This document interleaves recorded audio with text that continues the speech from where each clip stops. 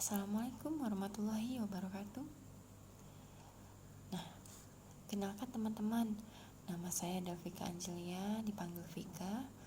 Nah, saya salah satu mahasiswi yang kuliah di kampus STAN Bengkalis, dikenal juga dengan Sekolah Tinggi Agama Islam Negeri Bengkalis, yang tepatnya berada di Jalan Lembaga.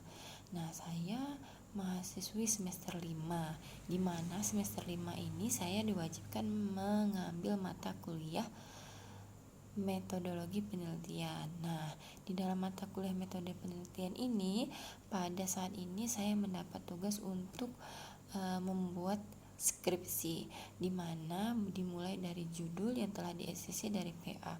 Alhamdulillah pada minggu kemarin judul saya sudah di-ACC oleh PA dan Kaprodi. Nah, boleh dilihat sini teman-teman. Ini salah satu lembaran yang boleh dikatakan saat ini sangat penting, tidak boleh hilang, karena ini adalah tanda bahwa judulnya sudah di-ACC. Nah, pada skripsi ini saya ngambil judul itu tentang peranan wanita. Nah, judul lengkapnya itu analisis hukum Islam terhadap peran wanita dalam jabatan publik. Nah, tempat yang saya jadikan penelitian ini adalah studi kantor PU, Pekerjaan Umum Kota Bengkalis. Nah, sebenarnya saya ucapkan dulu terima kasih kepada Bapak dosen, yaitu Pak Abu, di mana telah memberikan tugas kepada saya untuk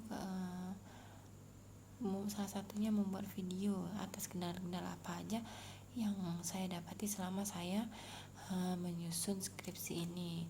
Nah, memang boleh dikatakan ini seperti kena serangan petir ya, dimana kita baru mempelajari metopel, itu metodologi penelitian, tiba-tiba kita harus mencari judul yang saya kira mungkin tadinya di awalnya itu judul itu mungkin sekedar judul dan permasalahannya ada, bukan untuk yang sudah di ACC. Nah, yang bikin terlalu kaget itu, nah Bapak mengharuskan judul kita itu udah di ACC sama PA. Nah, itu salah satu yang bikin saya awalnya shock, bisa nggak ya? Nah, jadi ada yang dibilang anak semester 5 berasa anak semester 8.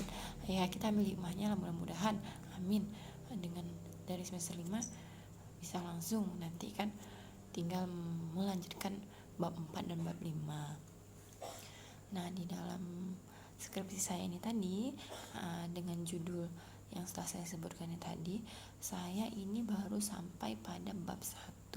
Pada latar belakang itu baru lebih kurang mau memasuki 3 halaman. Nah, ada beberapa paragraf di dalamnya, di mana di situ terkadang saya mendapat dari referensi-referensi buku, tapi untuk mencocokkan dari paragraf 1 ke paragraf 2 itu masih cukup bingung menyusunnya. Di situ juga saya mempelajari bahwa nyusun dari paragraf pertama itu mungkin saya ambil dari referensi yang isinya itu masih umum, lalu nanti akan saya khususkan. Nah, masalah saya di sini, saya karena ini baru beberapa kali saya buat, saya itu belum sempat memiliki beberapa buku. Jadi kendalanya selain di referensi juga saya harus belajar bagaimana cara menyusun di bab 1. Nah, bagaimana yang tadinya kita harus menggambarkan wanita secara umum lalu secara khusus. Nah, jadi permasalahan sekarang ini saya dilema di antara hukum mana yang akan saya dahulukan, apakah HAM yang dahulu harus masuk ke dalam peranan wanitanya atau bagaimana. Jadi kendala saya pada bab 1 ini selain referensi juga dalam penyusunan paragraf-paragrafnya, karena itu cukup sulit ya. kelihatannya gampang, tapi setelah kita mengerjakan itu ya beberapa kali mengulang ya, boleh dikatakan hapus tulis balik, hapus tulis balik gitu. Nah, kalau masalah penulisan ini tadi saya masih menggunakan timeless roman. Nah, saya juga lagi mencari buku standar untuk penulisan skripsi dari kampus saya. Nah, kalau boleh jujur saya memang belum punya. Nah, jadi saya masih meraba gitu dia. Jadi pada video kali ini itu yang saya jelaskan. Kendalanya itu cukup besar.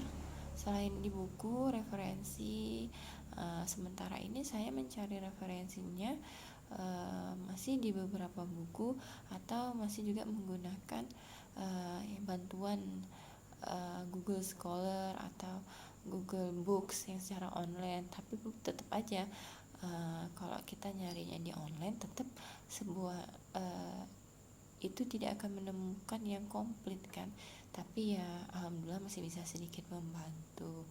Nah, kalau dikatakan pada perumusan masalahnya itu, perumusan masalah yang saya dapat itu di sini saya menyikapi dua perumusan masalah yang ada di skripsi saya nih.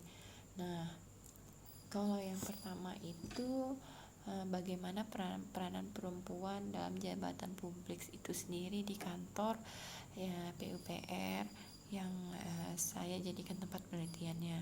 Nah, kalau yang kedua itu bagaimana pandangan hukum Islamnya terhadap peran perempuan dalam jabatan publik di kantor PUPR Kota Bengkalis.